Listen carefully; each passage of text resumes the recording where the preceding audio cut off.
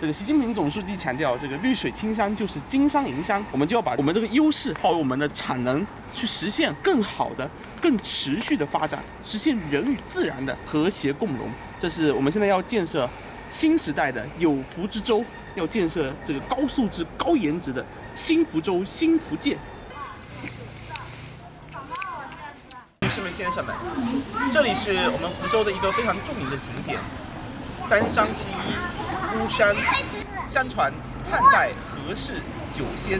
于重阳节登山揽胜，引弓射巫，故又名射巫山。宋代陈师孟又以此山可与道家的蓬莱、方丈、瀛洲相比，便改其名为道山，作道山亭记，一时洛阳纸贵。今天我们将登临巫山，看看历经千年沧桑的巫山是怎样成为这个城市的重要地标之一。月亮走，葵花跟着太阳走，我们跟着新时代，幸福美好一起走。2002年，时任福建省省长的习近平总书记就为福州古厝一书作序，他指出，保护好古建筑，保护好这个古文物，就是保护好我们古文化的重要论断。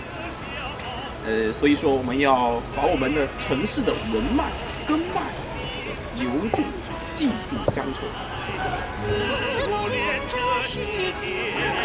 歌唱美好的新时代，幸福中国一起走。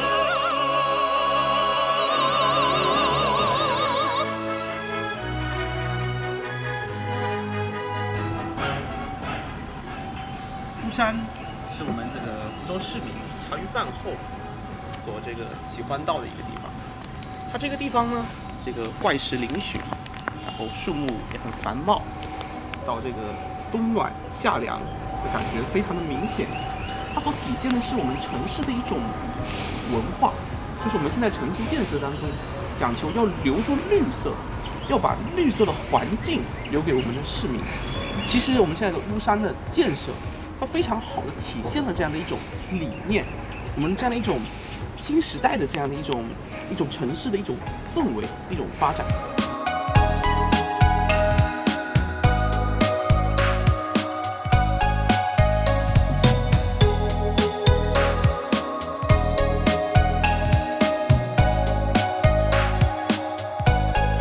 登临远眺，绿树繁荫。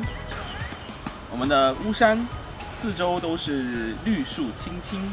也四周都是很多著名的榕树，也体现了我们福州作为一个榕城的这样的一个象征。确实是很多孩童从小玩到大的地方，也是我们新一代的福州形象的重要组成部分。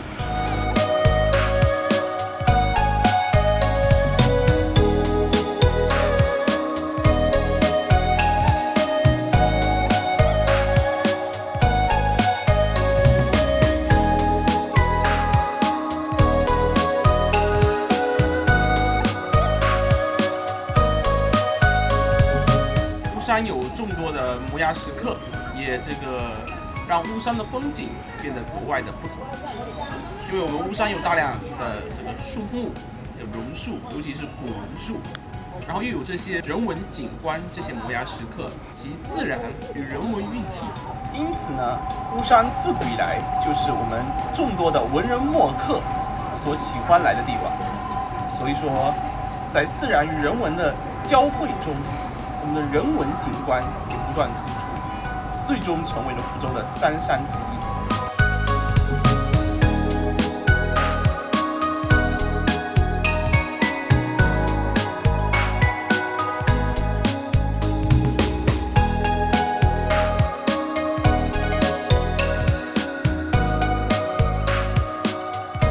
这里是道山亭，相传啊，因为当年的福州都是很矮的房子，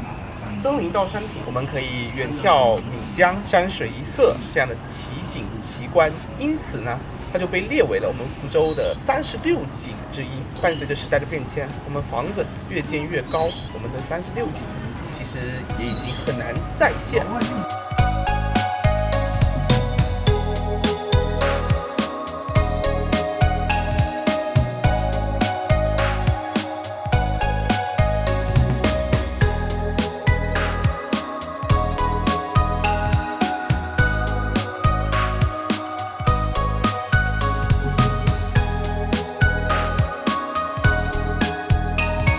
讲乌兰顶嘅人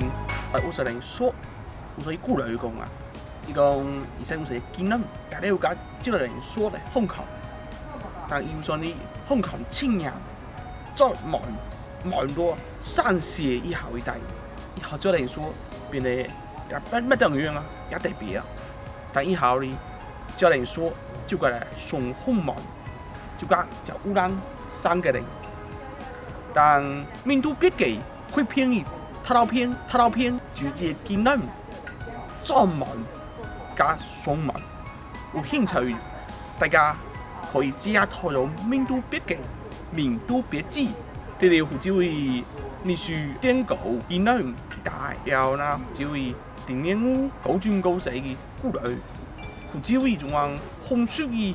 就會種樣古來嘅經濟，一齊大家嚟研究啦。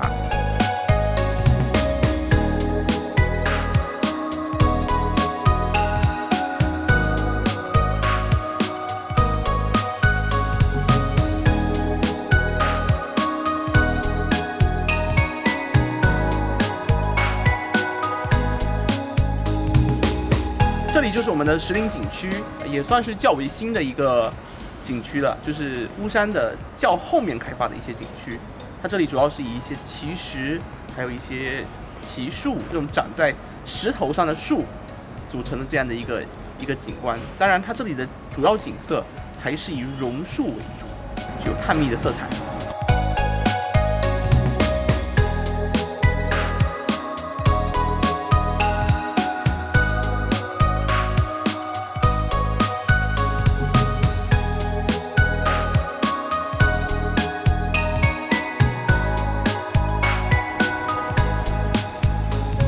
仙薯亭呢，是为了纪念最早引种、推广了这个番薯种植的归国华侨陈正龙和这个福建巡抚金学增而建。这个当年福州大旱，百姓呢陷入了饥荒之中，那这位华侨呢就把红薯引入了福州，并且教我们的福州市民如何种植，最终拯救了饥荒中的老百姓，因而推广至全国。所以说，这个亭子呢，就是为了纪念这样的一件事情。所以说，这里可以说是番薯种植的一个发祥地，福州也是番薯的一个祖地吧，是我们第一次进入中国的门户。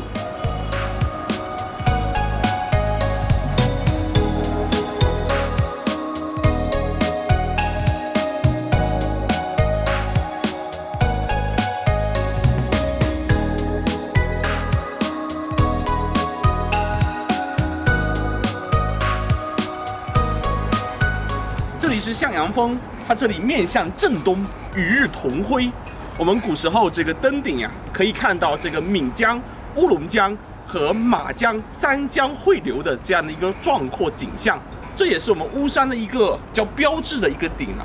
就是因为人迹罕至，很少人来，所以说也成了城市后方的一个安静宁静的地方。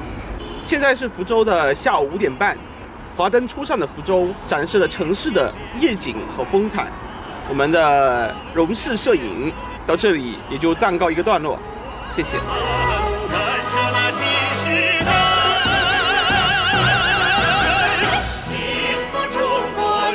是福州华灯初上，这个一派春节的祥和气息。